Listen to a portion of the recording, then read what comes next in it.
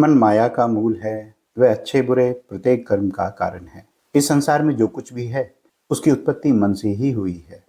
अगर मन ना होता तो कुछ ना होता। नमस्कार दोस्तों, चिदाकाश गीता को समझने की हमारी इस कोशिश में आपका स्वागत है।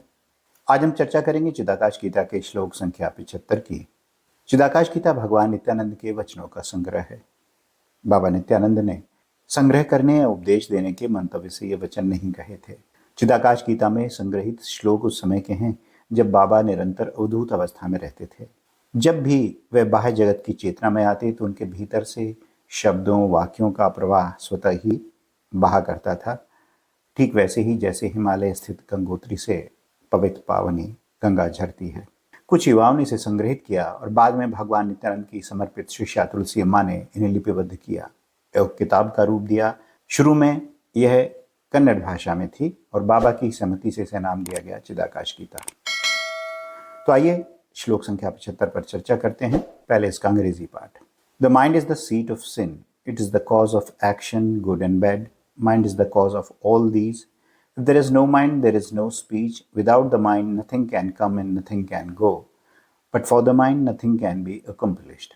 Suppose one knows how to speak English, but he does not know how to write it. Then we cannot say he knows English fully. When he knows both, then only he can secure a passing grade in English. मन को अक्सर पाप का मूल कहा जाता है क्योंकि ये विचारों, इच्छाओं और संकल्पों का स्रोत है जो अच्छे और बुरे दोनों कार्यों की ओर ले जाते हैं।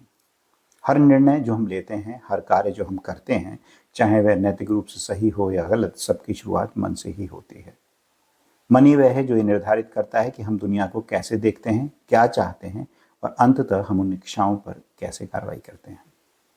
यदि मन नहीं होता तो हम न सोच पाते, न बोल पाते और न ही दुनिया के साथ संपर्क कर पाते।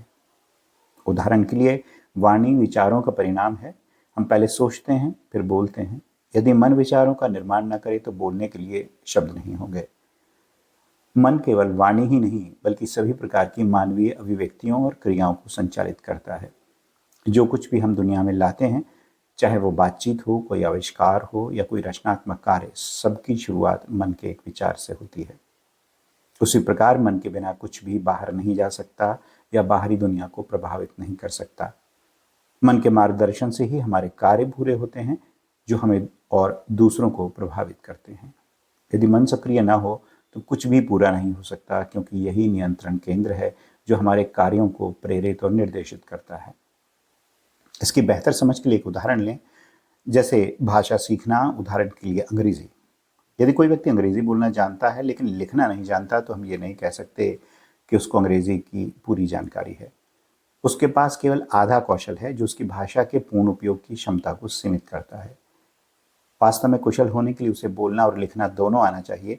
इसी तरह किसी भी कार्य को पूरी तरह से संपन्न करने के लिए मन को विभिन्न पहलुओं, विचार, कार्य, वाणी में पूरी तरह से संलग्न होना चाहिए।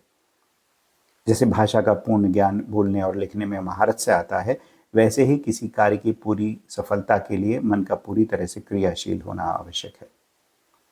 संक्षेप में, मन माया का मूल है, इसलिए साधक को अपने मन पर विजय पाना आवश्यक है। तभी वह मन के बनाए जंजाल से बाहर जा सकेगा। आशा है आपको हमारा यह प्रयास भाया होगा। अगर अच्छा लगा हो तो लाइक करें, दूसरों संग साझा करने के लिए शेयर करें, नए हो तो चैनल को सब्सक्राइब करें और नोटिफिकेशन बेल ऑन कर लें। मिलते हैं जल्द ही, तब तक अपना ध्यान रखें। जय नित्यानंद।